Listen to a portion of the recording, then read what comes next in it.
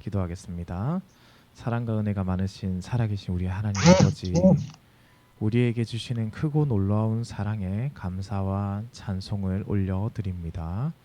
우리가 받은 것이 너무나 놀랍고 너무나 큰 은혜임을 다시 한번 하나님께 고백하면서 이 시간, 우리가 짧은 시간이지만 하나님의 놀라운 구원 사역에 대해서 배우고자 합니다. 하나님 우리에게 말씀하여 주시고 귀한 깨달음과 또 예수 그리스도의 사랑이 얼마나 우리에게 크게 영향을 미치고 그 사랑을 우리가 어떻게 감히 상상조차 할 수 없는 그 사랑을 어떻게 받아들일 수 있고 믿음으로 고백할 수 있는지 귀한 은혜의 시간을 우리에게 고백해 하여 주시옵소서. 각 가정에서 줌으로 지금 함께 참석하고 있습니다. 또 이후에 유튜브를 통해서 함께 또 공부하게 될 모든 우리 흥덕 향상교회 성도들에게 하나님 지혜와 명철을 주시고 전하는 자를 통하여 성령께서 역사하셔서 귀한 은혜의 시간이 되게 하여 주시옵소서. 감사드립니다. 살아계신 우리 주 예수 그리스도의 이름으로 기도드립니다. 아멘. 반갑습니다. 우리 한번 인사할까요? 우리 앞뒤 좌우로 잘 오셨습니다. 예, 거기서 잘 오셨습니다. 줌 잘 보이시죠? 예, 잘 오셨습니다. 반갑습니다. 지난주에 제가 이제 기도에 대해서 강의를 했었잖아요. 기도도 사실은 좀 어려운 내용입니다. 왜냐하면 기도라는 것이 제가 강의 중에도 말씀드렸지만 이게 신비적인 요소들이 존재하거든요. 네, 신비적인 요소들이 존재하거든요. 그런데 이제 구원이라는 것은 사실은 정말 하나님의 사역에, 그러니까 하나님께서 이 세상을 만드시고 다스리는 모든 사역의 그 정점이죠. 구원. 이 구원이라는 것을 배우기 위해서는 사실은 조금 1시간이라는 시간이 지난주도 그랬지만 좀 부족할 수 있겠다라는 생각이 듭니다.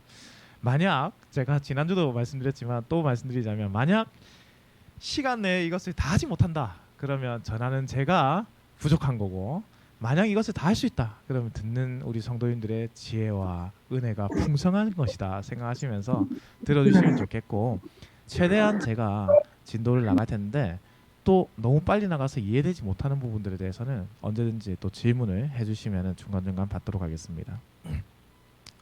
자, 구원이란 무엇인가? 사실 뭐 우리가 흔히들 그런 질문을 하잖아요. 구원이란 무엇입니까? 그래서 수련회 같은 데 가면 이렇게 묻잖아요. 구원받았습니까? 우리 형제님 구원받았습니까? 우리 자매님 구원받았습니까? 거기 있는 청년 구원받았나? 이런 소리 막 듣잖아요. 그럼 제가 뭐 구원받았지 라는 생각 가지고 구원받았습니다. 그렇게 하면은 또 이어서 나오는 질문이 있잖아요. 뭐예요? 넌 죄인이야 의인이야? 그러면 제가 의인입니다 하면은 이런 교만한, 아니 그럼 제 죄인입니다 하면 죄인이 어떻게 구원을 받나? 입으로 막 그 오류를 만들어내기 위해서 제가 어렸을 때 막 그런 질문을 했던 기억이 있습니다.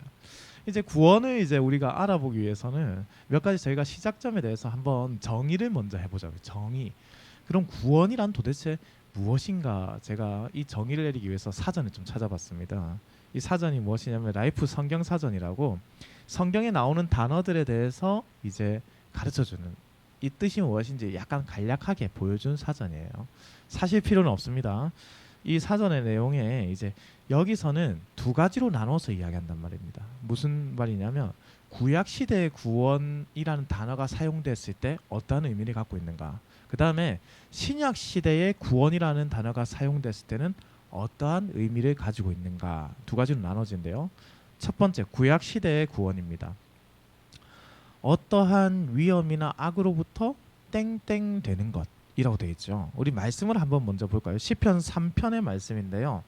이 시편 3편의 말씀은 탄식을 담고 있는 탄식시인데 다윗이 극심한 위협으로부터 하나님의 도움을 간구하는 내용을 담고 있습니다. 말씀을 한번 볼까요? 많은 사람이 나를 대적하여 말하기를 그는 하나님께 구원을 받지 못한다 하나이다. 이 3절의 말씀이에요. 많은 사람들이, 그러니까 대적자들이겠죠. 대적자들이 나를 보면서 이렇게 말한다는 거예요. 너는 하나님께 구원을 받지 못한다. 이렇게 하면 우리가 생각하는 그 구원관에서 다윗이 구원을 받지 못한다라니 무슨 말이지? 라는 생각이 들잖아요. 두 번째 보십시오. 여호와여 일어나소서 이제 고백하는 거예요. 여호와 일어나소서 나의 하나님이여 나를 구원하소서 주께서 나의 모든 원수의 뺨을 치시며 악인의 일을 꺾으셨나이다. 구원은 여호와께 있으니 주의 복을 주의 백성에게 내리소서. 자, 약간 이 느낌이 어떻습니까?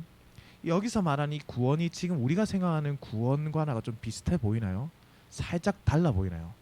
살짝 다른 것이 느껴지십니까? 우리가 지금 구원이라고 생각할 때 우리는 무엇을 먼저 생각하냐면 천국, 하나님 나라, 그렇죠. 그런 생각을 반드시 갖습니다. 우리는. 그런데 지금 여기서 말하는 이 시편의 기자가 말하고 있는 이것은 무엇이냐면 어떠한 위험이나 악으로부터 구출되는 것을 의미하는 단어입니다.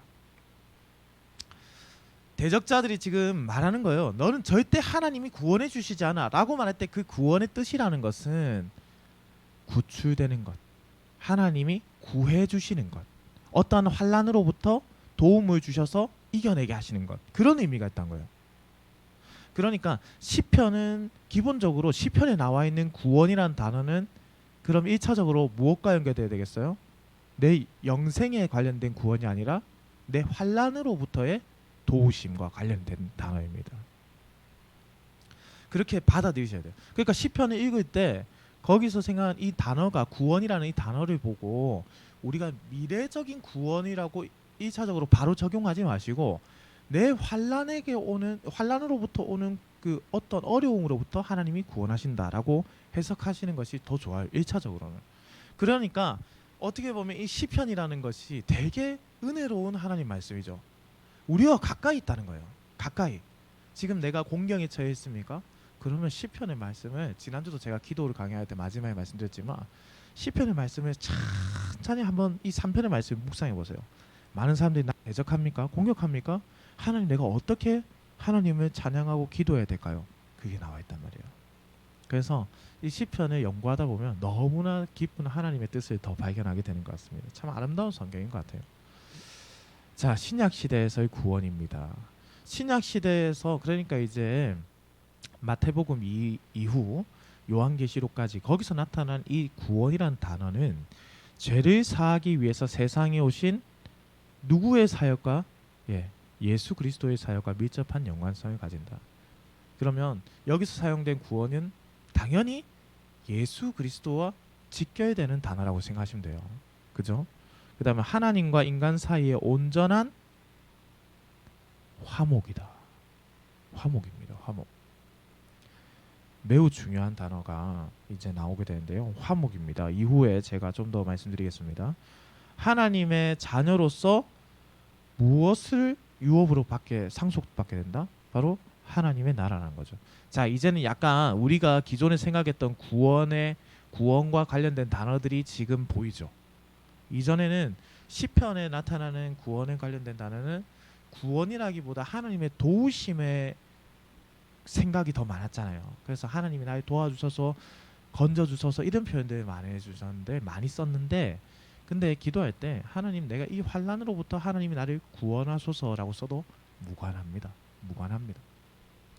마찬가지로 신약에 지금 우리가 살아가는 것은 약간 우리가 살아가는 이 세상에서 하나님의 구원을 이제 많이 느끼고 바라고 있으니까 이 세 가지 예수 그리스도, 화목, 하나님 나라 이게 좀 더 쉽게 와닿는 거죠. 자, 이어서 보겠습니다. 그러면 그리스도의 사역, 이 구원이라는 것은 도대체 무엇입니까? 우리 고려신학대학원 전 교의학 교수님이셨던 유해무 교수님 책에서 발췌한 내용인데요. 구원은 오직 인간의 죄에 대한 반응만이 아니라 그러니까 인간의 죄에 대해서 하나님이 반응하신 그 사역을 뜻한다 라고 보면 매우 축소된다는 거예요. 그것만이 아니라 예수님의 사역으로 화해와 생명을 포함하는 단어입니다. 자, 제가 화목에 대해서 이제 굉장히 중요한 의미를 가진다라고 말씀드렸어요. 화목이. 자, 이제 화해, 화목 동일한 뜻이죠. 화해라는 단어를 제가 사전적 의미를 좀 찾아봤어요. 여기서 말하는 화목이란 건 도대체 뭘까? 화해라는 것이 어떠한 의미를 좀 가지고 있을까 하니까 화할 화자에 어렵죠. 화할 화자에 그다음에 풀 해자라는 단어를 쓰더라고요. 그럼 뭐 화하다 이건 무슨 뜻이냐? 화하다 화할 화자라고 하니까 화하다 이건 무슨 뜻이냐면 서로 뜻이 맞아 사이 좋은 상태가 되다라는 뜻이에요.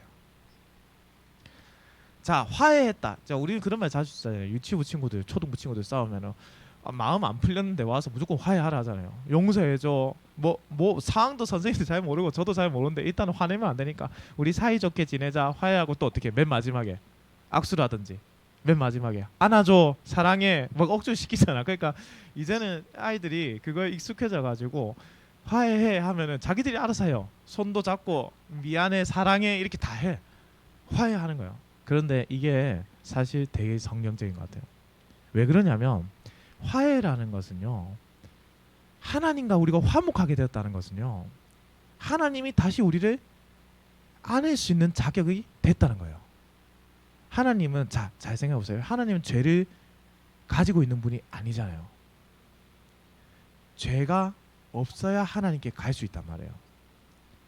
그러니까 하나님과의 사이에서 중재자. 그래서 지난주에 중보자라는 단어는 예수님께만 들어간다고 했죠. 중재자. 유일한 이것에 대한 이 죄에 대한 중재자. 그런데 그것만 있느냐? 아니에요. 여기서 말하는 화해라는 것은 우리가 성도님들 제가 지난주에 잠시 저희 아버지에 대해서 말씀을 드렸지만 저는 아버지를 참 사랑하지 않았습니다. 정확하게는 매우 미워하고 증오하면서 살았습니다. 아버지가 어렸을 때부터 저를 이제 때리시고 어머니를 때리는 그 가정폭력의 현장을 보고 자라면서 제 꿈은 단 하나였습니다. 뭐였냐면은 빨리 이 집을 독립해서 어머니를 구출해야지였어요. 엄마랑 누나랑 같이 사는 거. 아빠를 빨리 벗어나는 게 제 꿈이었어요. 그런데 제가 예수님을 인격적으로 만나게 되고 세례를 받고 인격적으로 만나게 되고 사역을 시작하는데요. 그때까지 아버지를 용서하지 못했던 것 같아요. 어느 날 제가 전도사 때 설교를 하는데 다음 주가 어버이 주일인 거예요. 그래서 제가 초등부 친구들한테 부모님께 사랑한다라는 편지를 써와 라는 미션을 줬는데 아니 그렇잖아요. 우리가 참 도덕적이진 않습니다. 말씀대로 늘 살아가진 않는데 우리 선생님들은 잘 느끼실 거예요. 이걸 말했으면 나는 적어도 그렇게 살아야 된다는 압박감을 받잖아요. 그죠? 이게 목사는 더 심하단 말이에요. 근데 더 거룩하게 사시는 전도사님들은 더 심하겠죠.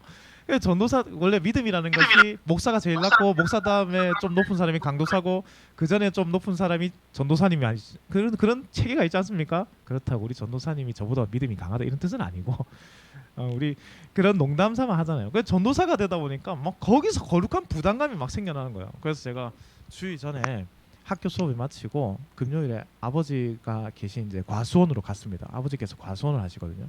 과수원에 가서 제가 그때까지 고민하는 거예요. 아버지를 사랑한다라고 말하자. 안 돼요 이게. 단둘이 있는 시간이 하나님께서 주셨어. 이게 아버지랑도 대화를 많이 안 해보니까 일단 둘이 있는 자체가 어색합니다. 그래서 공기가 되게 허하죠. 그래서 일단 기다렸어요. 아버지 왜 이러는데 아니에요. 어머 어디 갔어요? 이상한 계속 제가 말을 돌린 거야. 참 안타깝게도 이틀이라는 시간을 그렇게 그냥 흘려보내고 이제 기차를 타러 그땐 차가 없었거든요. 기차 타고 다시 이제 외관이라는 곳에서 제가 사역을 했었는데 그곳에 이제 또 교회를 가기 위해서 기차를 타러 갔단 말이에요. 제 마음에 이번 주 설교를 해야 되는데 미치겠는 거예요. 그래서 이거 어떻게 해야 되는데 그래서 어머니가 먼저 내려서 화장실 가시고 잠시 이제 그 차표를 끊어줄게 하고 나가셨어. 우리 아버지 차가 이제 포터 아시죠? 이제 과수원하시니까 포터 이제 짐차였는데 거기서 이제 내려야 되는 막 들썩들썩 하는데 이게 막 에라이 그냥 뭐랄까 이거는 사랑의 마음은 조금도 없는데 어떻게든 내가 이 말씀을 전해야 되겠다는 그것 때문에 에라이 싶어서 제가 아버지를 갑자기 제가 껴안고 운전석에 있는 아버지를 껴안고 제가 아버지 사랑합니다 존경합니다 딱 이랬어요. 와 그때 그 10초간 정도 제가 봤을 때 10초는 안 돼서 한 2초 정도 되는데 그 10초 이상의 그 정적. 그 아버지도 당황스러운 거지. 그래 그래 이렇게 하고 제가 딱 내리고 집으로 그 사역 현장으로 돌아가는데요. 어머니가 전화가 와서 아버지가 우셨다는 이야기 들었습니다. 그러면서 제가 마음이 참 많이 울었습니다. 그때 돼서야 제가 예수 그리스도의 사랑으로 아버지를 용서하게 됐어요. 용서하게 되더라고요. 하나님이 나를 사랑하셨는데 내가 용서하지 못할 것이 도대체 무엇이 있을까? 나는 멀리 있는 사람들한테는 예수 그리스도의 사랑에 대해서 말하면서 조금 더 친절하게 대하려고 했지만 가까이 있는 나의 가족에게는 예수 그리스도의 사랑을 내가 보여줬는가? 라는 생각이 엄청 드는 거예요. 어쩌면 가족들에게 전도하기가 이 친족 전도가 제일 힘들다잖아요. 그 이유 중에 다는 아닙니다. 그 이유 중에 하나가 어쩌면 내가 그리스도의 사랑을 가족에게 못 보여준 것은 아닌가 라는 생각을 하게 되더라고요. 제가 이 말을 구구절에서 드린 이유는요, 하나님과 사람 사이의 화해의 선을 하나님이 예수님께 사역을 예수님의 십자가 사역으로 완성하셨죠. 그것뿐만 아니란 거예요. 사람과 사람 사이에서도 하나님이 이 관계를 화목하게 예수님의 사역으로 하셨다는 거예요. 그래서 예수님께서 뭐라고 하셨어요? 에베소서에 보면 막힌 담을 허셨다라고 했어요. 우리 사이에 막힌 담을. 그것뿐만 아닙니다. 하나님이 만드신 창조 세계와도 하나님이 예수 그리스도의 사역으로 화목케 하셨던 거예요. 모든 것을 다 화목하게 하셨다. 매우 중요한 의미죠. 하나님 세 가지 화목이죠. 뭡니까? 첫 번째 하나님과의 화목, 그 다음과 사람과 사람 사이의 화목, 그리고 인간과 하나님의 만드신 자연 만물과의 화목, 이렇게 됩니다. 여기서 나오는 이제 창조 세계는 우리가 보니까 이제 복 있는 사람 순서로 이제 창세기가 들어가거든요. 좀 있으면 그러면 이제 창조 세계와의 연관성에서 죄가 어떻게 들어갔고 이 창조 세계가 어떻게 되는지는 앞으로 새벽기도 강단을 통해서 더 많이 듣게 될 겁니다.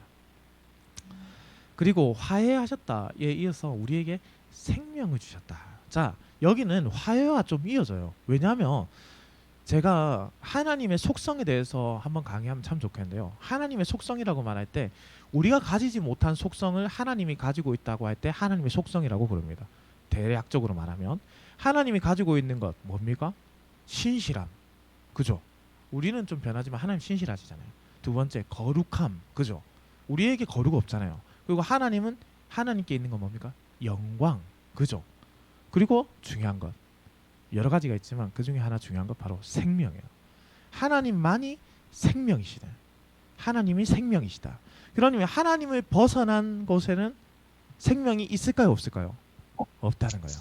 이건 제가 마지막 강의 다시 성전을 세우다라는 이 마지막 강의를 통해서 이 생명의 의미에 대해서 좀 더 강하게 말씀드리겠습니다. 그러니까 구원이라는 것은 모든 관계적인 부분에서 화해하게 된다는 것, 그리고 뭡니까? 우리 생명이 주어지게 된다는 것. 누구로 인해?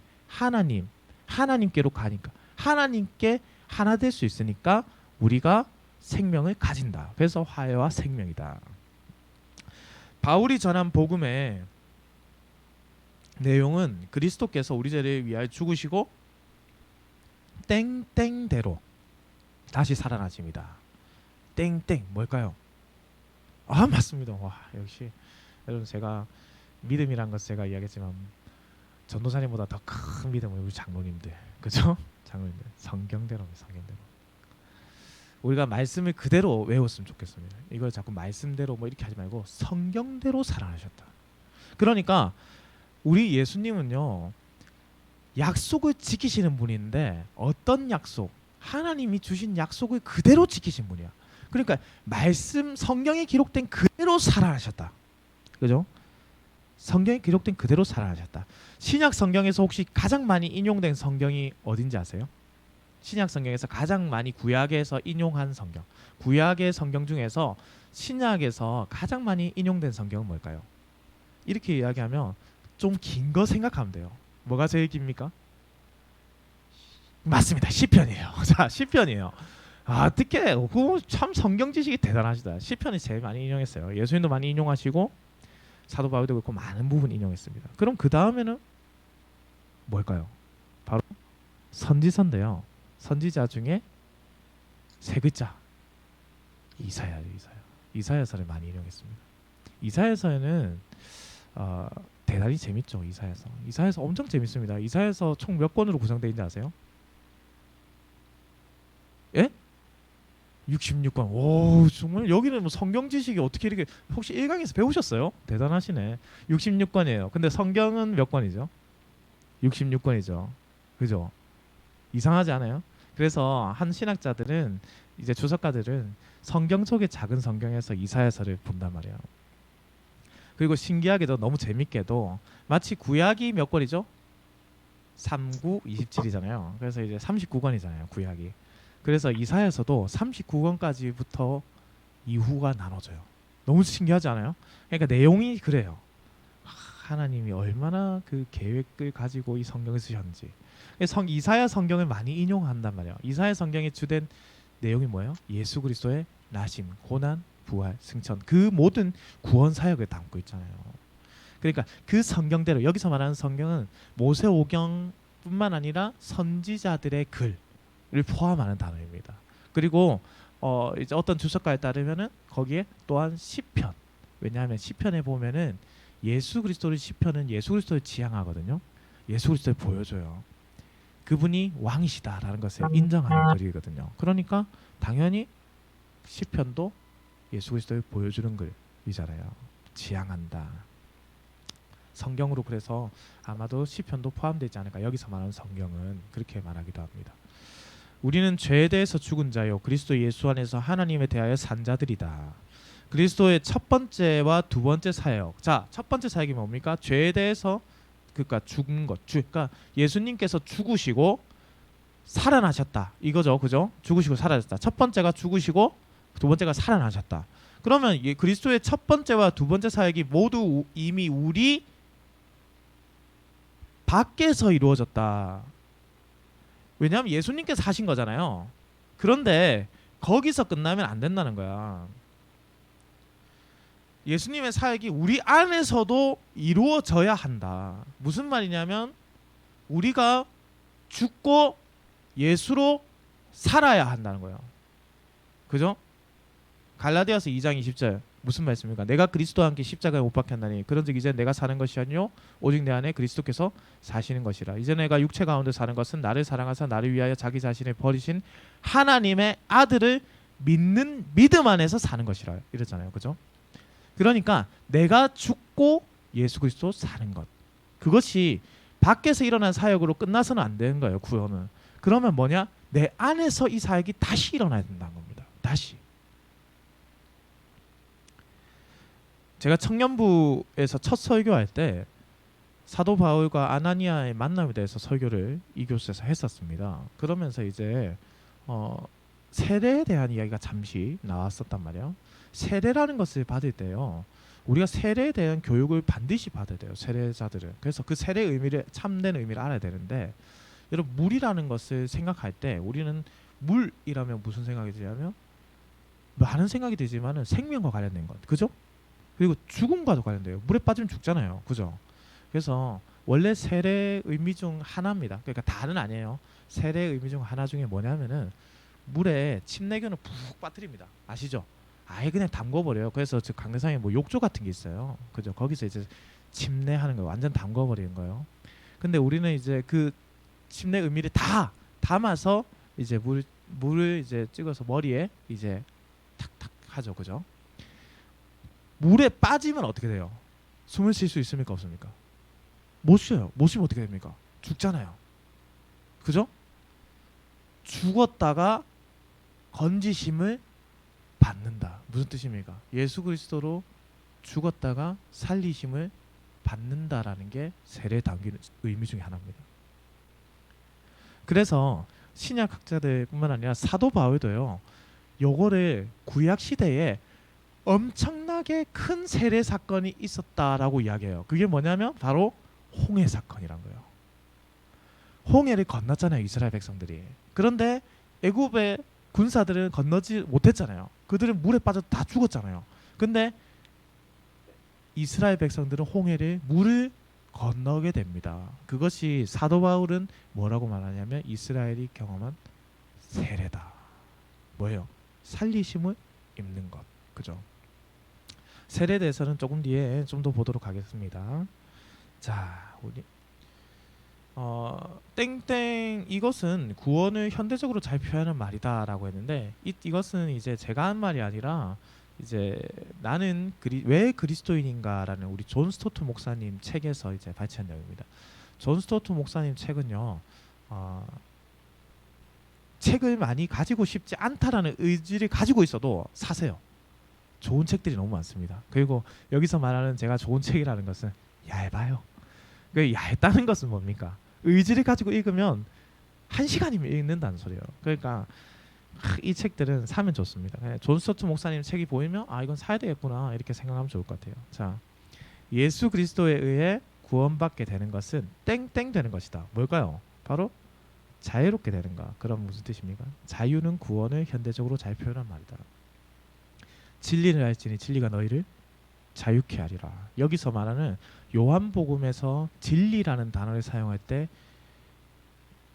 바로 연결돼야 되는 이꼴, 진리 이꼴 무엇입니까? 예수 그리스도예요.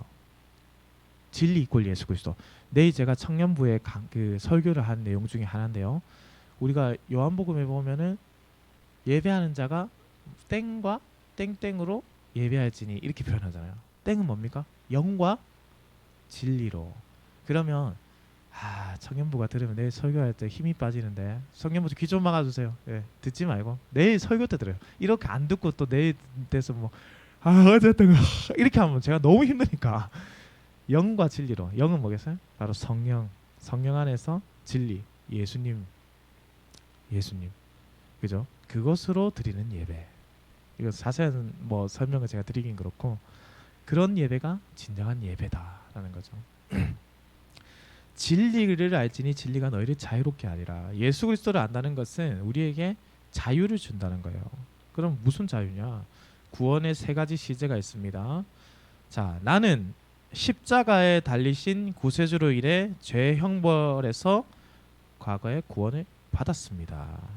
또한 나는 살아계신 구세주로 인해 죄의 세력에서 현재 구원을 받고 있습니다. 세 번째, 나는 다시 오실 구세주로 인해 죄의 존재에서 미래의 구원을 받을 것입니다. 우리는 이것을 두고 말하는 확신이라고 말합니다. 확신, 구원의 확신 단계죠. 예수님께서 십자가에서 달려서 죽으신 것, 자, 부활 승천하신 것, 그것이 이제 화목 제사, 이제 대제사장이신 예수 그리스도라는 표현으로 이제 히브리서에 기록되어 있잖아요. 예수 그리스도의 십자가의 사역을 딱 정의한다면 저는 이 세 가지 단어를 꼭 필요로 하다고 봅니다. 뭐냐면 그분의 제사는 영원한 제사고, 무슨 뜻입니까? 다시 드릴 필요 없는 제사라는 뜻이에요. 영원한 제사고, 두 번째 완전한 제사고. 무슨 말입니까? 더 추가할 것이 없는 제사란 거예요. 세 번째 뭘까요? 다시 할 필요 없는 것. 딱 거기까지 한 번이면 된다는 거예요. 이게 구원이 우리에게 주어진 거예요. 자, 이걸 잘못해서 근데 오해하시면 안 돼요. 구원파들은 이것을 오해한단 말이에요. 무슨 말이냐면 구원파들은 이 말씀을 잘못 이해해서 더 이상 우리가 회개할 필요가 없다라고 가르친단 말이에요. 이거는 완전히 이단의 사상입니다. 우리는 매일매일 회개한 삶이 되어야 돼요. 루터라는 사람이 비텐베르그 성당에 반박문을 붙였습니다. 그런데 이때 반박문 붙였을 때 이 루터라는 사람이 아이고 한번 싸워보자 이런 의지로 붙인 게 아니고요. 그 당시에는 학문적 논의를 해보자라는 의미로 이제 붙이는 거예요. 근데 거기에 제1조 1항, 그러니까 1항이 뭔지 아세요? 예수 그리스도께서 천국이 가까워노라라고 백성들에게 이야기했을 때, 회개하라 천국이 가까워노라라고 백성들에게 이야기했을 때, 그때 회개라는 것은 단 한 번이 아니라 우리의 삶에 지속적으로 일어나야 되는 하나님께서 주신 사역이다라는 거예요. 회개는 우리의 삶에 계속해서 일어나야 되는 거예요. 계속해서. 우리는 매일 죄를 짓거든요. 정말로. 단적으로 오늘 아침에 여기 오신 분들, 오늘 아침에 일어나서 집에서 지금 줌 보신 분들, 아침에 눈 떠서 지금까지 죄 지으셨어요? 안 지으셨어요? 뭐 이렇게 말하면 제가 여러분 정죄하는 것 같습니까? 니는 안 짓나? 이렇게 하시면 제가 할 말이 없는데 우리가 죄 짓잖아요. 그죠? 근데 죄를 지었는데 예수님이 그 십자가의 사역을 완성하셨으니까 더 이상 회개할 필요가 없다. 이건 말이 안 되는 겁니다. 절대 그렇지 않습니다.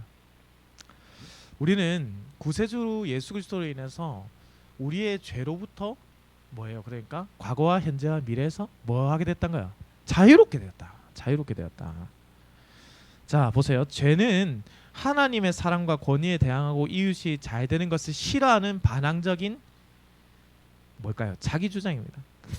제가 처음에 화해에 대해서 이야기했잖아요. 하나님과 뭐 하게 되는 것? 화해하게 되는 것. 사람과 사람 사이에서 화해하게 되는 것. 주신 만물과 화해하고 화목하게 잘 지내는 것이 구원의 어떤 과정 중에 있다 그랬잖아요. 보세요. 그런데 오늘 이 말씀이 동일하죠. 죄는 하나님의 사랑을 권위를 대항하는 것, 잘 되는 것이 이웃이 잘 되는 것을 싫어하는 것, 그거로부터 벗어난다는 거예요. 구원이라는 것이. 그러니까 그리스도인들은 남이 잘 되면 배 아파하면 안 돼. 우리 그런 말도 이제 쓰지 마세요. 배 아프면은 아직도 어르신들이 아이고 뭐 우리 조카한테 전화해봐라 땅 샀는지 이렇게 하시는데, 우리 아버지는 옛날 분이셔가지고 아직도 이런 농담을 즐겨 하시는데, 아니 배가 남이 잘 되면은 즐거워하고 행복해야지. 부러워하지 말고 정말 잘 됐다. 정말 잘 됐다. 그런데 말로만 잘 됐다 하는데 여기가 안 웃고 있잖아요. 정말 잘 됐다. 이래 하지 말고 정말 마음으로 너무 잘 됐다. 너무 잘 됐다. 축하해 줄 수 있는 그런 모습이 그리스도인들에게 있어야 돼요. 그게 죄로부터 벗어나는 거거든요. 예수님은 우리의 인격 안에 들어오셔서 죄된 욕망을 정복하시고 당신의 형상을 닮도록 변화시키셔서 점점 더 큰 영광에 이르게 하신다. 형상을 닮는다. 형상을 닮는다. 예, 매우 중요한 단어입니다. 하나님의 형상. 하나님께서 주신 그 형상. 여기서 형상이라는 것은 많은 의미들을 담고 있겠지만 교제의 의미가 좀 많이 담겨 있는 단어이기도 합니다. 하나님과 만날 수 있고 교제하게 되는 것. 그죠? 관계적인 부분을 자꾸 이야기하고 있죠. 우리의 인격 안에 들어오셔서 죄된 욕망을 정복하시고 하나님의 형상, 예수 그리스도께서 보여주셨던 그 모습대로 변화시키셔서 점점 더 큰 영광에 이르게 하신다라고 했습니다. 이번 슬라이드가 지금 없어졌나요? 예, 자꾸 이거 문제가 생기는 것 같네요. 예. 그러면 제가 이번에 이거 드릴게요. 죄책과 하나님의 심판으로부터 자유라고 되어 있죠? 혹시 그 있으십니까? 프린트물에? 죄책과 하나님의 심판으로부터 자유되어 있는데요. 죄는 하나님의 진노를 유발하고, 맞죠? 우리를 하나님의 심판 아래에 놓는다. 여기서 가로는 뭐겠어요? 심판 아래에 놓는다. 죄를 가지고 있으면 하나님의 심판에 절대 벗어날 수 없다라는 겁니다. 하나님은 악을 미워하시고 아까 절대 타협하지 않습니다. 우리 미국이란 나라는 어때요? 테러와 협상을 합니까 안 합니까? 안 해요. 하나님도 악과 협상 안 하시는 분이세요. 악이라는 것이 협상의 대상이 절대 될 수가 없어요. 그래서 하나님은 이 악이 제거되지 않는 한 어떤 것이 시행하실 수가 없어요. 왜냐하면 악을 가까이 할 수 없는 분이시기 때문에 그래요. 이후에 좀 배울 텐데 하나님의 속성과 관련된 매우 중요한 의미를 가지고 있어서 그렇습니다. 두 번째, 용서받지 못한 사람은 결코 자유롭지 못합니다. 여호와여 주께서 죄악을 지켜보실 때 주여 누가 서리이까? 그러나 사유하심이 주께 있음은 주를 경외하게 하심이니이다. 우리 안에 죄악이 사라지지 않는 사람은 자유로울 수 없다. 예수님의 십자가 위에서 우리의 죄와 죄책을 지셨다. 이제 더 이상 우리는 그 죄로부터의 어떤 죄책도 가져서는 안 됩니다. 그러나 아까 말했듯이 그것이 완전하게 내가 더 이상 회개하지 말아야 된다는 뜻은 아니라는 거예요. 하나님이 우리를 사랑하신다. 그러니까 이게 어떤 의미냐면 좀 더 이렇게 생각하시면 쉬울 것 같아요. 한 선생님이 저에게 찾아와서 이야기했습니다. 목사님, 저는 구원받지 못한 사람인 것 같습니다. 무슨 말씀이세요? 왜 그런 말씀하세요? 하니까 이분이 제가 구원받으면 이렇게 살 수가 없거든요 라는 거예요. 집사님, 선생님, 그러면 저는 어떻게 삽니까? 목사가 이렇게 죄 많이 짓고 어떻게 살아가겠어요? 반대로 이야기해 볼까요? 목사님, 저는 뭐 구원받았는데 더 이상 뭐 완벽한 사람 아닙니까? 라고 이야기하면 거기다 대고 뭐라고 이야기할까요? 조금 전에 말씀드렸던 것처럼 우리는 매일매일 겸손하게 하나님의 뜻을 찾아야 합니다. 라고 이야기하겠죠. 구원이라는 것이 어떤 사람에게는요, 확신의 문제에서 다음에 이제 맨 마지막 파트에서 배우게 될 건데, 어떤 사람에게는요 매우 강한 확신으로 남을 비난하게 되는 잘못을 저지를 때가 있습니다. 반대로 구원의 확신이 없으면, 믿음의 확신이 없어가지고 좌절하게 되고 넘어지게 되는 일들이 발생해요. 그러면 그것을 어떻게 극복하느냐, 그것은 이제 뒤에 가서 말씀드리겠다는 거예요. 근데 여기서 제가 드리고 싶은 말씀은 뭐냐면, 내가 막 너무나 큰 죄를 짓는 것으로 인해서 하나님 보시기에 난 너무 더러운 인간입니다 하면서 내 자신이 너무 몰아붙이는 것을 하나님 원하지 않는다는 것입니다. 그럴 때 내 자신을 몰아붙이는 것이 아니라 어떻게 해라? 중보자이신 예수 그리스도를 더 찾으라는 거예요. 그냥 그래서 예수 그리스도께 내 모든 짐을 내려놓으라는 겁니다. 그 죄책이, 여기서 말하는 그 죄책은 바로 그걸 말한 거예요. 수고하고 무거운 짐진 자들아 다 내게 오라, 내가 너희를 쉬게 하리라. 모든 것을 예수님 앞에 내려놓으라는 겁니다. 자, 우리를 꼼짝 못하게 한다. 그죠? 우리를 꼼짝 못하게 하는 두려움으로부터 자유입니다. 질병, 고통, 장애, 무능, 실업, 재난, 사별에 대한 두려움. 또 죽기를 무서워함으로 한평생 매여 종로를 타는 모든 자들을 놓아주려 하심이니 라고 했습니다. 우리 그 김성훈 교수님이라고 고려신학대학원의 성교학 교수님이 있습니다. 그분이 하루는 이름만 대면 잘 알 수 있는 큰 회사 회장님을 만났어요. 왜냐하면은 이분이 선교사님이셨는데 터키에서 선교를 하셨어요. 이슬람 국가에서. 그래서 이슬람에서 선교하셨는데 교회까지 자국민으로 세울 정도로 선교의 큰 역사를 이루고 지금 우리 고려신학대학원에서 강의를 하고 계신데요. 이분이 어느 정도 사역을 많이 하셨냐면, 대통령이 터키에 방문하게 되면은 이 대통령 옆에서 통역하는 사람이셨습니다. 그 정도로 터키어에 능통하고 이슬람 사람들과 관계가 좋으신 교수님이셨어요. 그래서 한 우리나라의 큰 기업 회장님이 이제 탁 온 거예요.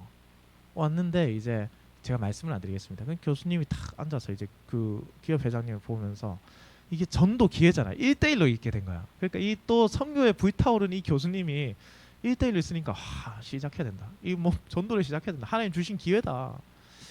자, 성도님들, 만약에 어떤 큰 기업 회장님이 눈앞에 있고 우리에게 전도의 기회가 주어졌어.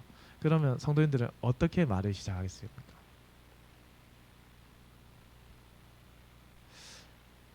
어떻게 말을 시작해야 될까요? 근데 이 교수님이 시작의 말이 딱 그 말이었어요. 회장님, 뭐 이런 이야기 다 했는데 복음의 시작이 바로 그 말이었어요. 행복하십니까?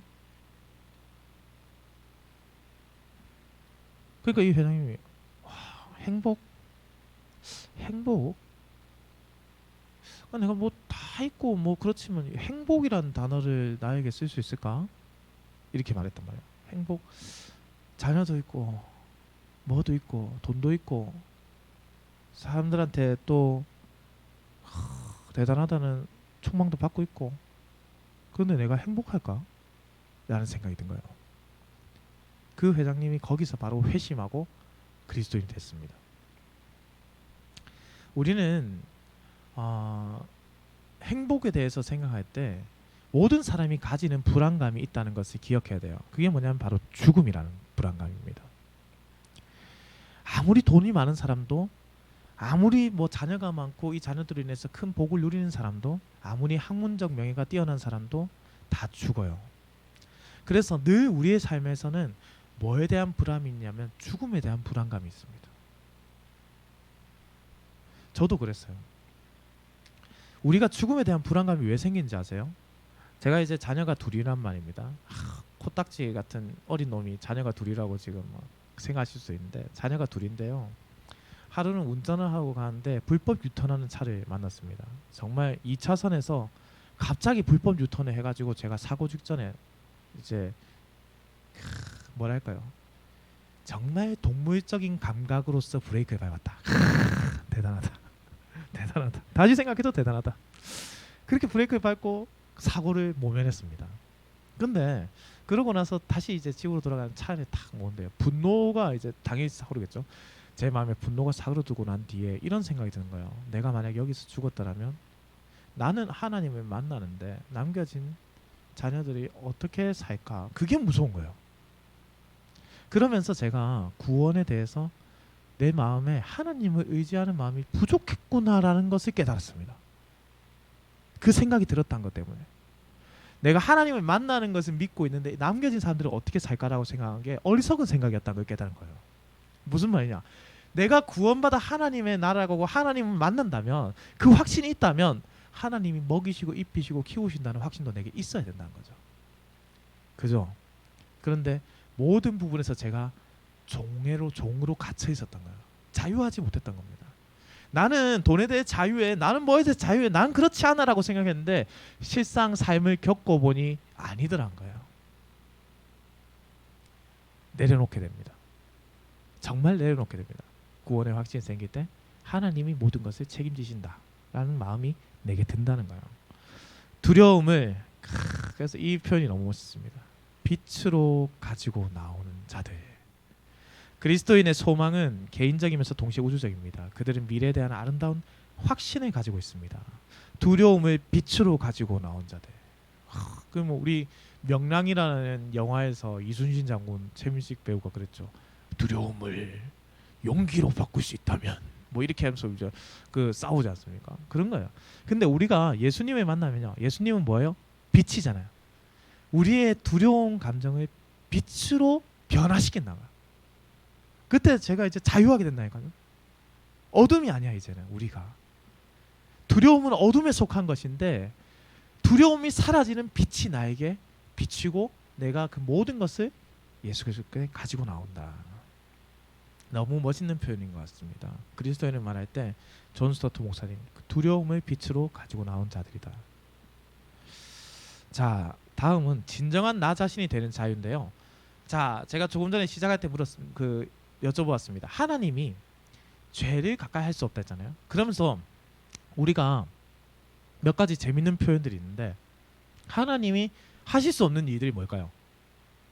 생각해 보셨어요? 하나님이 전지전능하시잖아. 근데 하나님이 못 하시는 일이 있다니까요. 뭘까요? 죄를 짓지 못한다. 그죠? 또 죄를 짓지 못한다. 또 너무 신실하시네. 하나님이 다, 그럼 저만 죄인입니까? 저는 그 하나님이 못한다고 공격하고 비난하고, 하나님 저는 그런 죄인입니까? 그런 뜻이 아니잖아요. 지금 여기서 제가 묻고자 하는 것은 하나님이 정말로 뭘 못할까? 이제 하나님은 신실하시잖아요. 그러니까 뭘 못하게? 거짓말 못하세요. 그죠? 거짓말 못해. 거짓말 못하죠. 그리고 딜레마라는 단어를 쓰면서 한 학자가 이런 표현을 했는데 너무 재밌는 거예요. 하나님은 모든 것을 만드실 수 있는데 하나님이 들지 못하는 바위를 만드실 수 없다. 이해되세요? 딜레마라는 거죠. 이게 뭐냐면 하나님은 전지전능하시잖아. 그러니까 하나님은 큰 바위를 만드실 수 있잖아요. 근데 누구도 들지 못하는 바위를 만들 수는 없다는 거예요. 왜? 하나님이 드셔야 되잖아. 그러니까 이건 오류죠.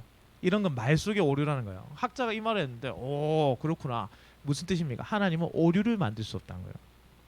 하나님은 오류가 없다는 거예요. 성도님들, 우리는 오류가 많죠. 잘 까먹기도 하고, 그죠? 인간은 그래서 오류가 있습니다. 그러니까 여기서 카톨릭과 우리가 다르다는 거예요. 카톨릭에서는요, 교황은 무오하다라는 교리가 있습니다.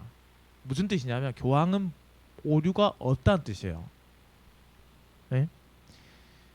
사람이 오류가 없다? 그럼 뭐예요? 죄를 짓지 않는다는 뜻이거든요. 가톨릭에 제 비난하는 게 아니라 그들의 교리가 그렇다고요. 교황 무오설입니다. 그러니까 이제 교황은, 그러나 교황도 연약한 인간이에요. 죄를 지을 수도 있어요. 우리는 다 그렇게 생각해야 돼. 죄송하지만 여기 계신 집사님들, 장로님들, 그리고 저를 포함한 목사들, 변호사들 다 오류가 있고 죄를 지을 수 있어요. 그죠? 그걸 인정하고 있어야 돼요. 막 어떤 목사님이 뭐 어떤 죄를 지었다더라 하면서 그것에서 해서 낙심하고 아파하면서 우리가 기도해 줄 수는 있지만 뭐예요? 그럴 수도 있어요. 연약함을 인정해야 돼요. 아, 인간이다. 인간이에요. 인간. 예수 그리스도만 온전하시잖아. 그래서 제가 청년들한테 늘 하는 말이 있습니다. 저를 신뢰해 달라고는 해요.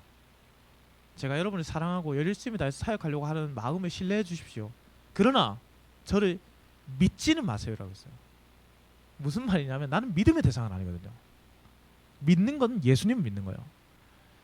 그러니까 신뢰해주고 제가 이렇게 해주겠다는 것을 신뢰해주는 것은 좋은데 저를 예수님처럼 믿지 말한 거예요. 근데 어떤 분들은 목사님을 믿는 분들이 있어요. 목사님이 기도해주면 나을 것 같고 무슨 말입니까? 전도사 기도하든 평신도 전도사님 집사님들이 기도하든 장로님들이 기도하든 뭐 하나님이 낫게 하시면 낫는 거예요. 근데 거기다 대고 제가 하루는 그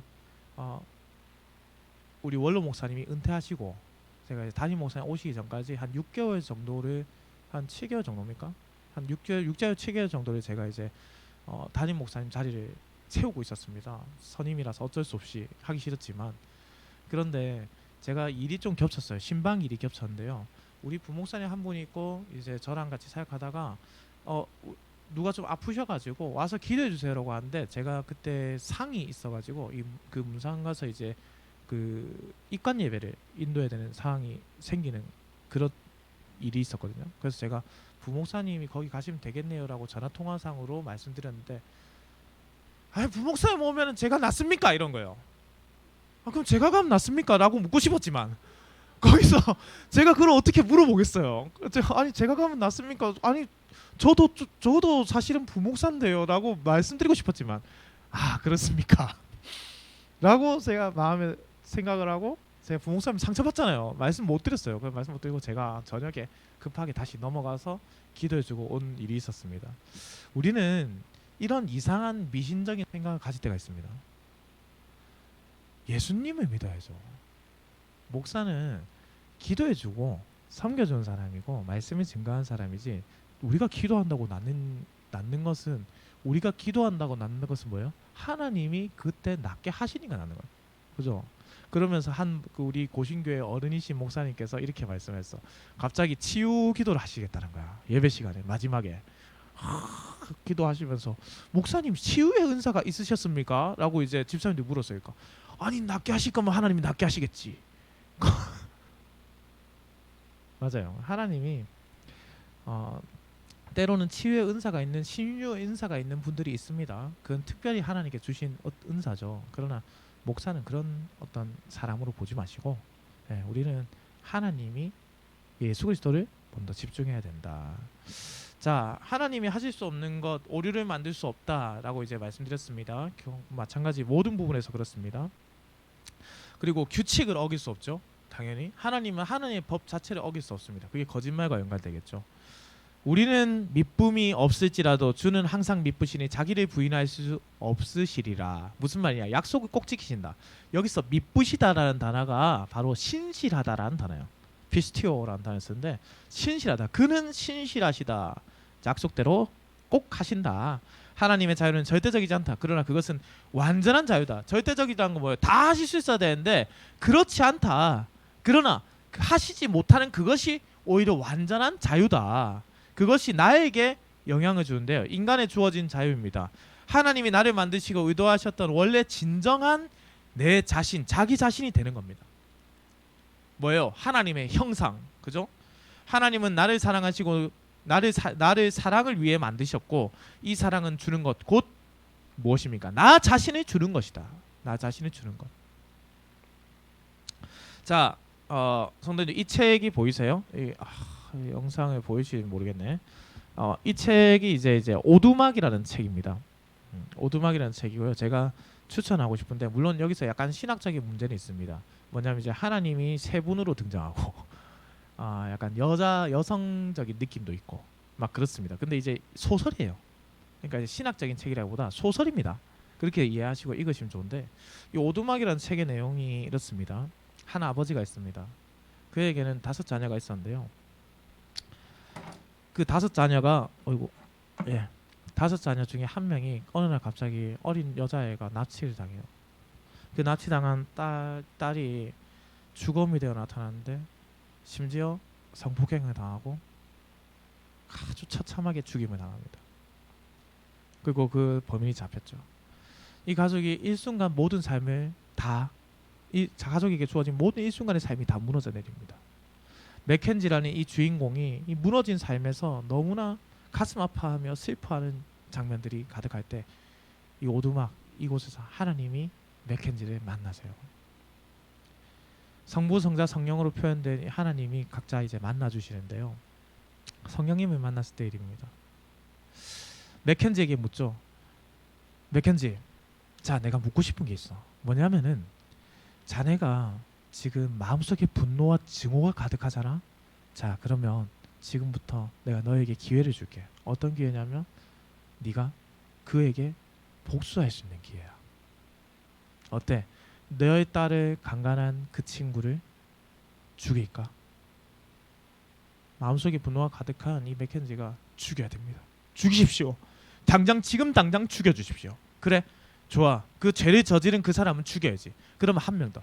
그 죄를 저지를 그 자를 낳은 그 부모들은 어때? 그 부모들은 그를 바르게 키우지 못한 잘못으로부터 자유로울 수 없는데 그 부모들도 죄를 받고 그에 대해서 죽음을 당해야 될까? 죽일까? 죽이십시오. 당연히 죽여야죠. 부모가 제대로 키우지 못해서 내 딸이 그렇게 죽임을 당했는데 당연히 죽여야 됩니다. 그래, 맥켄지. 좋은 생각이야. 그럼 세상의 모든 죄악을 저지르는 자들은 어때? 도둑질하고 음란하고 거짓된 자들, 공격당하는 자들, 사람들이 아주 위태롭게 하고 나쁘게 공격하는 그 자들은 어때? 죽일까? 네, 죽이십시오. 심판하십시오. 그들도 죽어야 됩니다. 바르게 살지 못하는 모든 자들은 하나님 앞에서 벌을 받아야 되죠. 죽어야 됩니다. 그래, 맥켄지. 내 마지막으로 묻지. 너는 꼭 선택해야 되는 게 있어. 너의 딸 5명 중에 2명만 하나님께로 갈 수 있다. 3명은 영원한 지옥에 가야 될 거야. 선택해줘. 그걸 왜 제가 선택합니까? 그걸 왜 전 선택할 수 없어요? 아니, 무조건 해야 돼. 조금 전에 선택처럼 매우 쉬운 거야. 너는 지금 죽이라고 말했잖아. 선택해. 못하겠습니다. 어떻게 선택할 수 있습니까? 할 수 없습니다. 아니, 선택해야 돼. 할 수 없습니다. 아니, 지금 당장 선택해야 돼. 제가 선택할 수 없습니다. 그냥 제가 지옥 가겠습니다. 제가 죽겠습니다. 그때 성령님이 이렇게 말씀하세요. 맥켄지, 이제 당신이 예수 그리스도의 마음을 알게 되었구만. 제가 이 부분을 읽는데 눈물이 펑펑 나는 거예요. 하나님께서 우리에게 오신 것은 자기 자신을 버리심이거든요. 그러니 우리가 살아가는 이 세상에서도 우리는 자기 자신을 버리는 거예요. 이것은 나중에 칼빈의 5대 교리인 제한적 속죄라는 교리에 가서도 등장하는 말입니다. 하나님은 선택된 자들이 구원하시고 선택받지 못한 자들을 유기하시죠. 그죠? 이건 우리에게 주어진 어떤 중요한 교리 중에 하나입니다. 그러나 우리가 이것을 누릴 때에 얼마나 큰 아픔을 가지고 하나님이 우리를 사랑하시는지에 대해서 다시 한번 생각해 보아야 됩니다. 자, 이 책을 제가 말씀드렸는데요. 이 오두막, 이 저자 윌리엄 폴령이라는 사람이 선교사님 아들입니다. 아프리카에 선교하러 갔었어요. 이 윌리엄 폴령이 같이 그때 따라갔죠. 그런데 그 아프리카 선교지에서 이 윌리엄 폴령이 어렸을 때 그곳 주민들에게 남자인데요, 강간을 당하게 됩니다.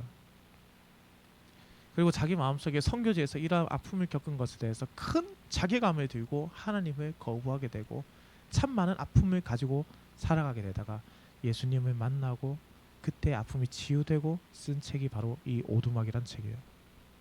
하나님은 나의 아픔을 공감하신다는 거예요. 아신다는 거예요. 그래서 제가 이 책을 좀 추천드리고 꼭 한번 읽어보았으면 좋겠고 가정에서 같이 가족들이 읽어보아도 참 좋겠다라는 생각이 좀 듭니다.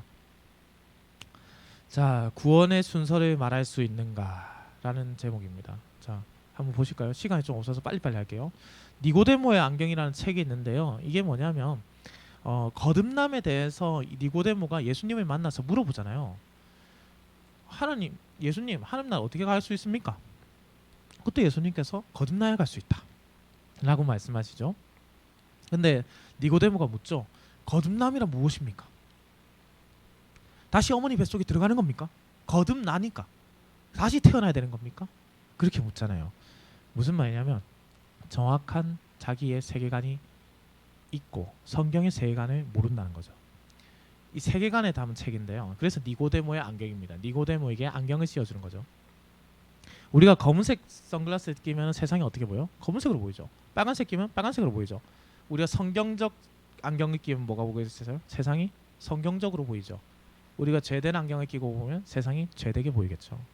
그래서 우리는 기독교 세계관이라는 것, 성경적 세계관인 것은 매우 중요한데요. 여기서 이제 한번 찾아볼까요? 예수님께서 대답하실 때 진실로 진실로 내게 이르노니 사람이 거듭난다는 것은 무엇이냐? 바로 물과 성령으로 나지 않으면 하나님 나라에 들어갈 수 없느니라 라고 하시죠. 우리를 그리스도와의 살아있는 연합으로 인도하시고 영적으로 죽어있는 우리가 영적으로 살아나도록 우리의 마음을 변화시키는 성령의 사역, 그것이 거듭납니다. 거듭납니다. 자, 거듭난다는 거 우리가 중생이라는 단어로 사용되는데요. 그럼 이 중생이라는 단어, 거듭난다는 것은 반드시 어떤 느낌이냐면 시제가 우리가 이것을 구분할 수 있냐, 구별할 수 있냐, 구원에서 순서를 정할 수 있냐라고 물어본다면 순서라는 것을 신학적으로 이제 말씀드릴 수는 있습니다라고 할 수 있지만 이것을 완전히 구별하는 것은 바르지 않다는 거예요. 왜냐하면 제가 읽어드릴게요. 거듭남이 먼저 있어야 하는 것은 맞습니다. 구원에 있어서. 그러나 이런 거듭남의 우선권조차 시간적인 순서를 가리키는 것으로 해석해서는 좀 곤란합니다. 거듭남은 새 시대를 구현하신 그리스도 안에서 시작되면서 사람들이 그리스도에게 연합되면 거듭남은 그들 안에서 이루어지기 시작합니다. 거듭남과 믿음은 동시에 일어납니다. 어떤 사람이 새로운 영적 생명을 받을 때 그 사람은 그 즉시 믿기 시작합니다. 사도행전 16장 14절이죠. 두아디라시에 있는 자색 옷감 장사로서 하나님을 섬기는 루디아라 하는 한 여자가 말을 듣고 있을 때 주께서 그 마음을 열어 바울의 말을 따르게 하신지라 라고 했잖아요. 그러니까 이게 사실은 구별할 수는 없어요. 그러나 우리가 이해를 위해서 구분하는 거지 구별하는 것은 좀 무의미하다라고 생각하시면 됩니다. 무슨 말이냐면 거듭나지 않았다라고 우리가 남을 비난할 수 없다는 거예요. 무슨 말인지 이해되세요? 이게 순서상의 구별을 우리가 사람들에게 접목해서는 곤란하다는 뜻입니다. 저 사람은 참 바르게 잘하지 않네. 저 사람은 참 온전하게 하나님 앞에서 잘하지 않네. 라는 생각은 나를 못 보는 거예요. 나 자신을 볼 줄 알아야지. 말씀은 나에게 적용하는 거거든요. 자, 구원의 과정은 동시에 시작되고 지속되는 다양한 측면들을 포함한 통일된 경험이다. 중생, 회심, 칭의, 성화, 견인 이 모든 것이 구원의 과정에 있다라는 건데 그래서 이 칼빈주의 5대 강령이 매우 중요합니다. 도르트 종교회의에서 확정된 개혁주의 구원론의 5가지 원리를 편의를 위해서 간단하게 요약한 것 그게 이제 칼빈주의 5대 강령이란 건데 칼빈이 이 5대 강령을 말한 게 아니고요. 칼빈이 그 써놓은 책에 따라서 칼빈의 신학을 정리한다면 이런 것이다 라고 했는데 이게 있잖아요. 정리하고 보니까 앞글자를 다 땄는데 이거 뭡니까? 꽃 튤립이에요. 그러니까 이 앞글자를 다 땄는데 이게 튤립이라는 단어가 되는 거예요. 그래서 튤립교리라는 말도 있습니다. 특별히 이 유명한 꽃이 원산지가 바로 네덜란드거든요. 그런데 이 도르트가 바로 네덜란드에서 열렸단 말이에요. 그래서 또 의미가 좀 있는 거죠. 칼빈주의 5대 강령인데요. 제가 이거를 설명하려면 사실은 이것만 설명해도 몇 시간을 해야 됩니다. 이게 왜냐하면 이해가 어려워요. 그래서 이해를 여러분들 시켜드리지 않으려고 해요. 이해를 하려고 하면 이거는 잘못하면 큰일 납니다. 그래서 짧은 시간이지만 톡톡톡톡톡 치고 넘어가겠습니다. 한번 보세요. 뭐냐면 토탈 디프레비티라고 해가지고 전적 타락입니다. 사람은 타락했을 그 순간 죄로 물든 인간의 본성은 온전히 타락했다. 조금도 타락하지 않은 부분이 없다. 자, 제가 혹시 청년들에게 물었는데 여기서 물었는지 모르겠는데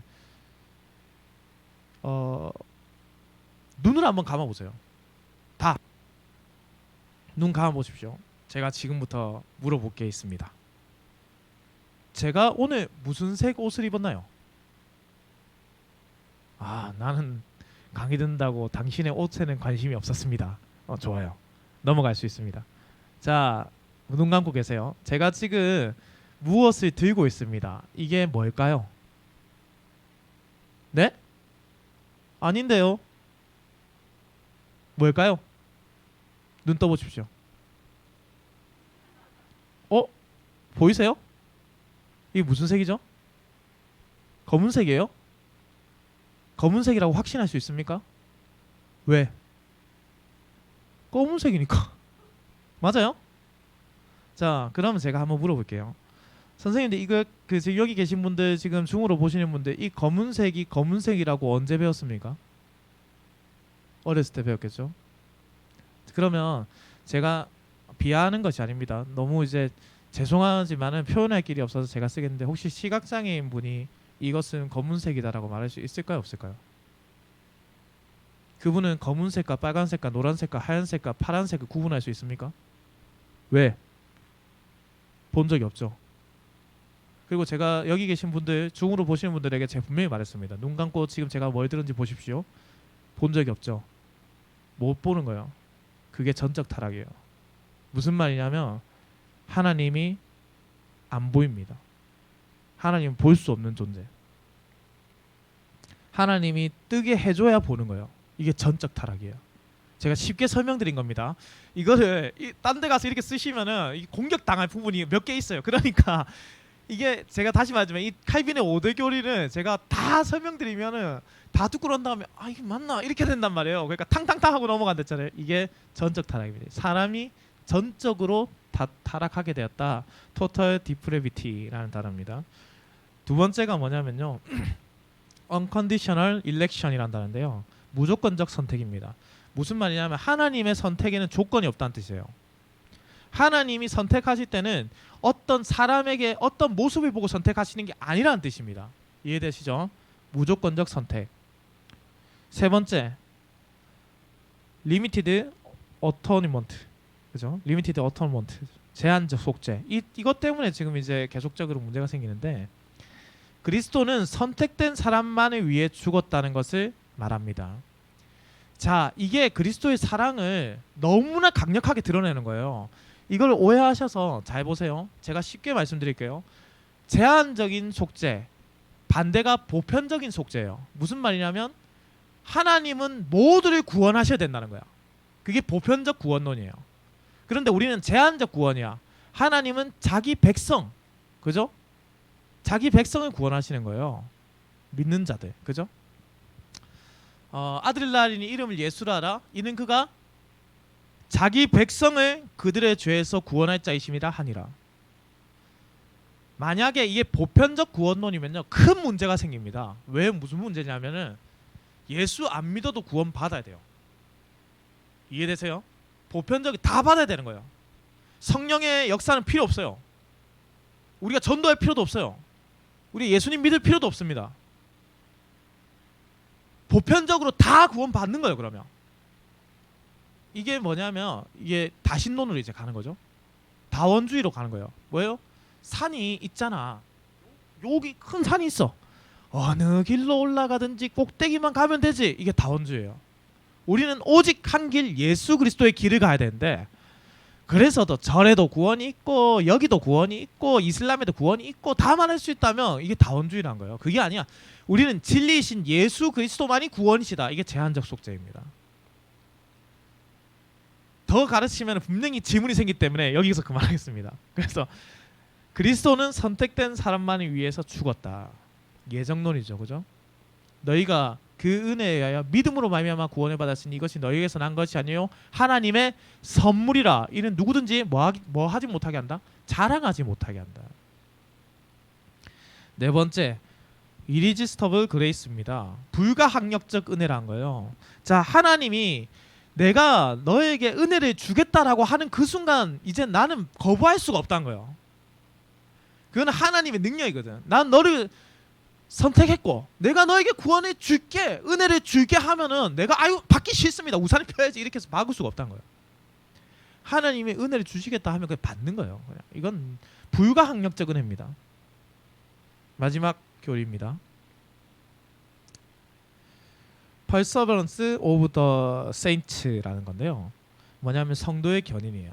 자, 이게 매우 우리에게 큰 은혜가 되는 단어인데 무슨 말이냐면 하나님이 우리를 택하셔서 구원하시기로 작정하시면 하나님이 잡은 손을 결코 놓지 않는다라는 겁니다. 자, 그러면 구원의 확신이 좀 더 들어야 되겠죠. 제가 지금 이 말하는 모든 조건에서 내가 있습니까? 아니면 하나님만 있습니까? 하나님만 있어요. 하나님이 선택했고 하나님이 은혜를 주시겠다 하면은 나는 어떠한 나의 부족한 모습이나 나의 잘난 모습이 아니라 어떠한 조건 없이 하나님이 나를 선택하신 것이고 반드시 하나님이 은혜를 부어주신 데는 그 은혜도 나는 거부할 수조차 없고 선택받은 나는 하나님이 결코 그 손을 놓지 않으신다. 이게 칼빈의 5대 교리 핵심입니다. 튤립 교리죠. 지문이 나올 것 같아서 넘어가겠습니다. 이게 왜냐하면 이게 좀 더 배우면 지문이 반드시 나오거든요. 자, 넘어가겠습니다. 혹시 나중에 이게 좀 더 궁금하시면 제가 칼빈의 5대 교리를 정리해 놓은 프린트물이 있습니다. 그걸 제가 뽑아 드릴 테니까 나중에 혹시 말씀해 주세요. 교회 오시면. 그럼 제가 그걸 드릴 텐데 그걸 읽고 나면 반드시 이런 생각합니다. 더 궁금해지는데 이게 맞나? 이래 될 건데 한번 보시면 될 것 같아요. 자, 어떻게 구원받은 것을 확신할 수 있습니까? 마지막 챕터죠. 모든 신자들은 자신이 정말로 선택과 부르심을 받았는지 확신하기 위해서 노력해야 합니다. 노력해야 돼요. 베드로후서 1장 10절의 말씀입니다. 그러므로 형제들아 더욱 힘써 너희 부르심과 택하심을 굳게 하라. 너희가 이것을 행한즉 언제든지 실족하지 아니하리라. 그러면 정말로 내가 하나님의 선택을 받았고 하나님의 부르심을 받았는지 확신하기 위해서 어떻게 무엇을 해야 확신할 수 있을까요? 저한테 물어본다면 저는 이렇게 말하겠습니다. 구원의 확신이란 것은 복음에 근거합니다. 제가 조금 전에 말씀드렸죠. 5가지 교리를 말씀드렸잖아요. 이것은 나로부터 말미암지 않고 이 확신은 복음에 근거하는 거예요. 복음에 근거하고 그 확신을 선한 행실로 강화하는 겁니다. 믿음이라는 것은 반드시 선한 행실이 따라와야 됩니다. 우리가 변화되어야 되잖아요. 새 사람이 되는 거예요. 새 사람. 이전과 같이 삶을 살면서 내가 변화되었다라고 말할 수 없잖아요. 자, 성화라는 것이 있습니다. 성화. 내가 예수 그리스도를 만나면요, 우리의 신분이 달라져요. 그 전에는 우리는 뭐예요? 죄인이고 더러운 자들이지만 예수 그리스도를 만난 자들이 우리가 앞에 호가부터 무슨 호가부터요? 집사 권사님 말고 호가부터 무슨 호가부냐면 바로 성도. 무슨 뜻입니까? 거룩하게 된 백성. 성도. 그런데 이 거룩하게 백성이 된 것은 예수 그리스도를 영접한 그날 바로 거룩하게 된 백성이 된과 동시에 점진적으로도 거룩하게 된 백성이 돼가는 거예요. 그래서 제가 이 말을 하면은 제 모교에는 전부 다 고개를 끄덕끄덕합니다. 왜? 제가 신학을 하네. 하나님이 살아계시네. 역사적 증인과 살아있는 증인인 거죠. 그럼 우리가 이제 거울을 한번 보세요. 와, 하나님 나를 사랑하시네. 이런 나를 사랑하시네. 예? 사람들이 볼 때 이런 생각 들잖아요. 우리 어린 친구들이 자라서 청년들이 되게 결혼할 때 되면은 네가 결혼을 하나? 네가 결혼을 한다고? 아이고 세상이 어떻게 이렇게 빨리 갔노? 이렇게 생각하잖아요. 그러면서 동시에 저 아이가 믿음이 저렇게 성장했네라는 순간 어느 순간 깨닫게 되겠습니다. 그게 뭐예요? 점진적 성화예요. 점점점 자라간다. 반드시 우리는 예수 그리스도 안에 있으면요, 우리의 삶을 통해서 선한 행실을 하게 되고 점진적으로 자라간다는 거예요. 마지막인데요, 이것이 저는 매우 또 중요한 부분이라고 생각합니다. 교회가 성경에 근거한 복음을 선포하는 데 힘쓰고 성도가 그 복음을 잘 분별하여 들을 때에 굳건한 확신과 참된 위안 속에서 신앙생활을 하게 됩니다. 교회에서는요, 정말 바른 말씀이 선포돼야 돼요. 제가 청년부에서 이야기했었는데요, 선생님들, 집사님들, 권사님들, 또 장로님들 잘 기억해 주십시오. 우리가 그리스도를 믿는 것이 복이에요. 그죠? 근데 어느 순간 이 형용사 앞에 붙는 형용사가 더 중요해졌어요. 부자 그리스도인. 아들 잘된 그리스도인, 의사 그리스도인, 판사 그리스도인, 이런 걸 두고 뭐라고 하냐면 교회에 성공주의가 들어왔다 그래요. 쉽게 예를 들어서 이런 거죠. 여기에 의사 선생님이 와서 내가 예수 믿고 회심해서 의사가 되었습니다 라고 간증하면요, 우리 아들도 우리 딸도 좀 어떻게든 회심해서 어쩌고 의사가 돼야 될 텐데. 그런데 여기서요, 대학교를 한 오수하고요, 신대원에 제가 알기로는 신대원에 10수 이상 하신 분이 있다고 들었습니다. 신대원 시험을. 그 정도면 소명이 아닌 거 아닐까요? 라는 생각이 제가 들었는데, 한 뭐 대학교 들어가야 되는데 10수 이상 하고 그런 분이 와가지고 제가 예수님 믿었습니다 라고 간증하면요, 여러분들 콧방귀 뀌면서 듣지도 않는 사람들이 많을 겁니다. 뭐 저런 사람이 간증을 해. 물론 그렇게 살지 않아야죠. 더 열심히 살아야죠. 그리스도인이면은 게으르지 않게 살아야죠. 목사님 말씀처럼 지난주 열심히 다해서 내 삶을 살아야죠. 그것이 표면적으로 드러나는 것이 직업이고 어떤 그 부의 상징일 수 있고 그게 은혜일 수도 있습니다. 그것을 부정하는 뜻이 아니에요. 그런데 어느 순간 복음이라는 것이 이렇게 훼손됐다는 거예요. 그리스도인 자체가 은혜잖아요. 예? 그거보다 더 큰 은혜가 우리에게 뭐가 있어요? 거울에 다시 보시라니까요. 내가 아직 교회 다니면서 그리스도인이 되는데 이게 진짜 하나님 살아계시구나. 하나님 살아계시구나. 그게 그리스도를 믿는 그리스도인이 진짜 돼야 돼요. 그 복음이 정말 선포돼야 돼요. 죄에 대해서 선포할 수 있는 교회가 돼야 되고요. 예수 그리스도의 구원을 선포하는 교회가 돼야 돼. 잘 먹고 잘 사는 것을 이야기하는 설교의 강단이 아니라요, 죄에 대해서 이야기하고 그리스도의 복음에 대해서 이야기하고 삶에 대해서, 그리스도인의 삶이 어떠한가에 대해서 말할 수 있는 교회가 돼야 돼요. 성공주의를 교회 안에서 물리치게 해야 된다는 거예요.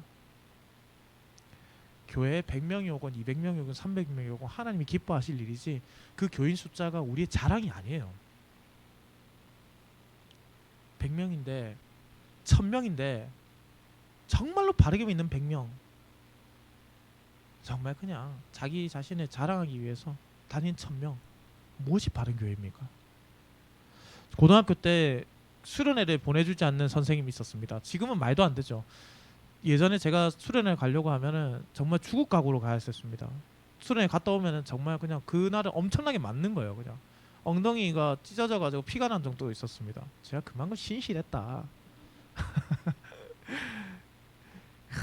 들으시면서 교만하네 저 목사. 그게 아니고 제가 우스갯소리를 하는 거니까 웃어주세요. 제가 우스갯소리 하는데 자꾸 막 이렇게 보면서 저게 어떻게 저렇게 교만할 수 있는 이런 표정을 자꾸 보시는 분이 계셔. 그리고 맞아야 된단 말이에요. 근데 그분이 있잖아요, 크리스찬이에요. 그 선생님이 크리스찬인데 이 선생님이 저한테 물어보라는 거야. 내가 왜 교회 다니는지 내한테 물어봐 이러더라고요. 그래서 제가 물어봤습니다. 선생님, 맞아서 아픈데 선생님 왜 교회 다니신대요? 이랬거든요. 근데 그 선생님이 했던 말이 잊혀지지가 않아요. 저에게 큰 충격이었고 상처였습니다. 규칙적인 생활을 위해서. 교회를 다니는 이유가 규칙적인 생활을 위해서 다닌대요. 그러면서 자기가 교인이란 거예요. 너무 충격적이잖아요. 그런 교인들이 가득한 교회가 되면 안 되잖아요. 진짜 그리스도인, 내가 죄인임을 자각하고 내가 그리스도 없으면 살지 못한다는 것을 믿음으로 고백하고 예수 복음으로 살아가고 내 삶이 어떠한 역경이 나에게 닥쳐와도 받아들일 수 있는 그 믿음.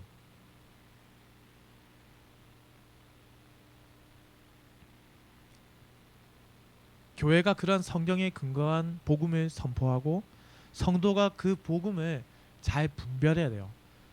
목사님 말씀하시는 건 다 맞지, 이게 아니라 성경의 말씀을 그대로 전하는 게 맞는 거예요.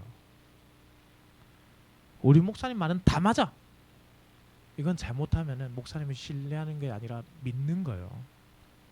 신뢰는 하되 믿음의 대상이 돼서는 안 되거든요. 그러니까 우리는 복음을 계속해서 가까이 해야 돼요. 계속 연구하고 계속 가까이 하고, 저뿐만 아니라 교회의 성도라면 그것을 들을 때에 굳건한 확신, 하나님 반드시 하나님 그러합니다. 참된 위안, 하나님이 나와 함께 하십니다. 그 속에서 신앙생활을 하게 될 때 우리의 복음의 구원을 더욱더 확신하게 된다. 이것은 제가 한 말이 아니라 우리 고려신약대학원 역사학 교수이신 이성호 교수님께서 책에서 이렇게 해놓았습니다.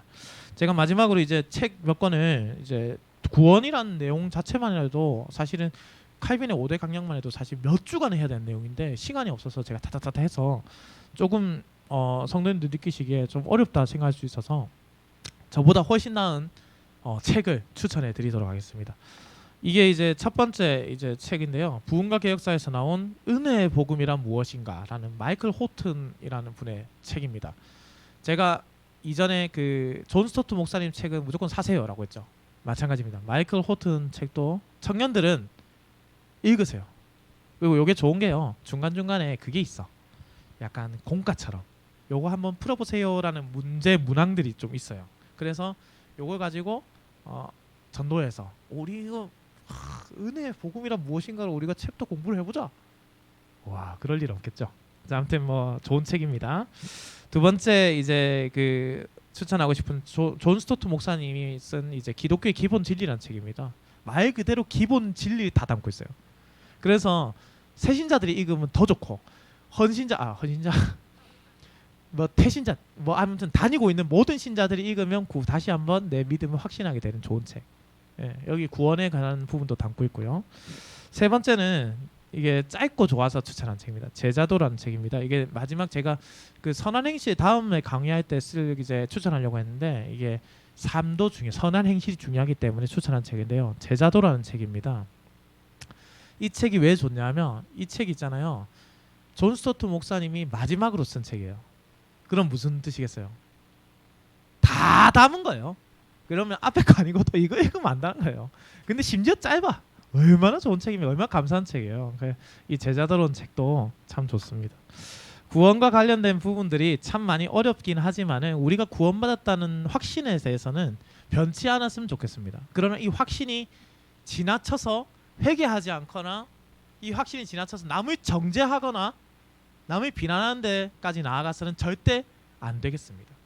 우리가 구원의 확신을 받으면 그 가질수록 우리는 무엇을 해야 되겠습니까? 감사해야 돼요. 선하게 살아가야 돼. 그게 구원을 확신하고 더욱더 강하게 새겨가는 삶이라고 할 수 있겠죠. 저는 저뿐만 아니라 여기 계신 모든 분들이 이런 구원의 확신이 있었으면 좋겠고 내가 구원의 확신을 가지기 위해서 복음에 더욱더 근거한 확신을 가졌으면 좋겠고 우리 교회 흥덕향산교회가 선한 행실을 힘쓰는 교회가 되어서 구원받는 자가 그것을 보고 날로 더하여지는 은혜의 교회가 되기를 우리 주님의 이름으로 축원합니다. 기도하겠습니다. 사랑과 은혜가 많으신 살아계신 우리 하나님 아버지 참으로 감사를 드립니다. 죽을 수밖에 없던 죽었던 우리가 죄로 인해 죽었던 우리가 예수 그리스도의 보혈의 공로로 예수 그리스도의 그 놀라운 은혜로 다시 하나님을 만나고 뵙습니다. 놀라운 이 은혜를 기억하면서 놀라운 이 사랑을 기억하면서 우리가 더욱더 구원의 확신을 가지되 겸손할 줄 알고 감사할 줄 알고 이 확신 안에 거하면서 선한 행실을 더욱더 이루어가는 아름다운 성도의 삶이 되게 하여 주옵소서. 무엇 하나 내세울 것 없는 자를 사랑하여 주시는 하나님, 우리가 그 은혜를 받은 자로서 이 복음을 증거하기에 힘쓰는 자들이 되게 하여 주시고 우리가 복음의 확신 안에 거하기 위해서 또한 말씀을 가까이 하는 교회가 되게 하여 주옵소서. 선한 말씀을 분별하는 자들이 되게 하여 주시고 능력의 말씀을 붙잡는 자들이 되게 하여 주옵소서. 지금도 살아 역사하시는 하나님 아버지, 우리와 함께 하시는 은혜의 하나님, 저 죽어가는 백성들을 그저 지켜보지 않으시는 하나님, 우리를 사용하셔서 하나님 나라를 확장하시고 죽어가는 영혼들을 살려주시고 이 흥덕향산교회에 구원받은 자의 수가 날로 더하여질 수 있도록 주께서 은혜를 베풀어 주시옵소서. 이를 위해서 우리를 사용하여 주시고 구원받은 자로서의 삶을 살아가도록 우리를 더욱더 단련하시고 더욱더 큰 은혜로 우리를 덮어 주시옵소서. 감사를 드립니다. 살아계신 우리 주 예수 그리스도의 이름으로 기도드립니다. 아멘.